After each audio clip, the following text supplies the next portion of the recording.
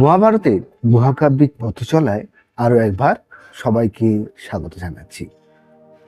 এর আগের এপিসোডগুলোতে আপনাদের সঙ্গে শেয়ার করেছি যে কিভাবে দ্রোণাচার্য কৌরব এবং পাণ্ডবদের অস্ত্রগুরু নিযুক্ত হয়েছিলেন।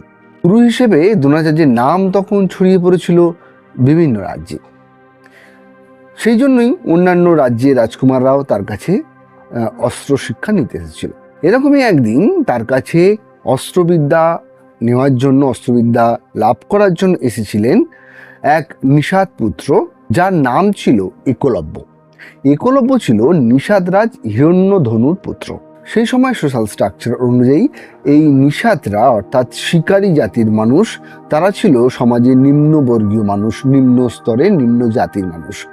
তো নিম্ন জাতির মানুষ হওয়ার জন্য দ্রোণাচার্য তিনি একলব্যকে অস্ত্র শিক্ষা দিতে অরাজি হলেন।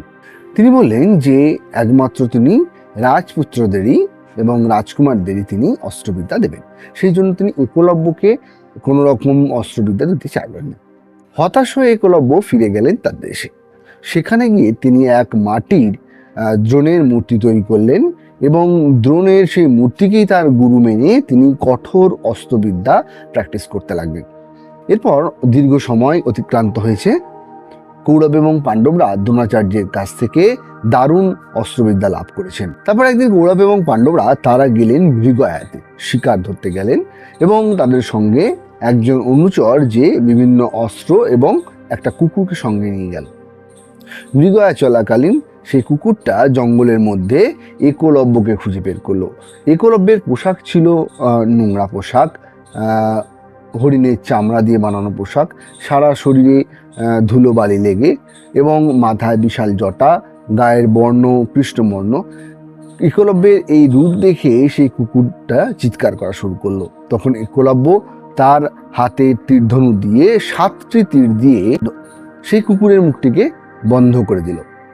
এরপর সেই কুকুর যখন ফিরে এলো পাণ্ডব এবং কৌরব রাজকুমারদের কাছে, তখন তারা একলব্যের এই অস্ত্রবিদ্যার বিশেষ পারদর্শিতা দেখে ভীষণ অবাক হলো। তখন অর্জুন অভিযোগের স্বরে তিনি দ্রোণাচার্যকে বললেন যে দ্রোণাচার্যই তাকে বলেছিল যে সে হবে পৃথিবীর সর্বশ্রেষ্ঠ অস্ত্রবিদ, কিন্তু একলব্যের এই যে কারনামা, এটা কিন্তু প্রমাণ করে যে অর্জুন নয়, একলব্যই হয়ে উঠছে পৃথিবীর সর্বশ্রেষ্ঠ অস্ত্রবিদ।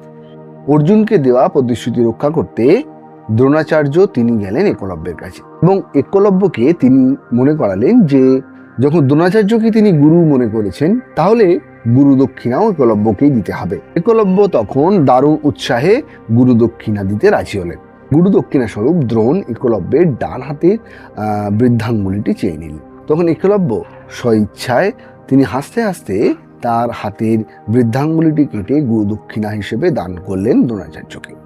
এরপরেও একলব্য তার বাকি আঙুলগুলো দিয়ে তিনি অস্ত্র প্রদর্শন করলেন, কিন্তু এবারে কিন্তু তার অ্যাকিউরেসি আগের মতো হলো না। এইভাবে দ্রোণাচার্য অর্জুনকে দেওয়া তার যে প্রতিশ্রুতি যে অর্জুন হবে পৃথিবীর সর্বশ্রেষ্ঠ বীর, সেটাই কিন্তু রক্ষা করলেন। মহাভারতে একলব্য এমন এক কন্ট্রোভার্সিয়াল চরিত্র যাকে নিয়ে যুগ যুগ ধরে মানুষের মধ্যে বিবাদ রয়েছে। কেউ কেউ বলেন একলব্য নিম্নবর্গের মানুষ হবার জন্যই তাকে এই স্যাক্রিফাইস করতে হয়েছিল। তবে আজকের এই ভিডিওতে আমরা কোনো কন্ট্রোভার্সিতে যাচ্ছি না, শুধুমাত্র কাহিনীটাই শুনছি। এই কাহিনী শোনার পর আপনারা কমেন্টে লিখুন যে একলব্যের সঙ্গে যেটা ঘটলো সেটা কি ঠিক নাকি তার সঙ্গে অন্যায় হয়েছে।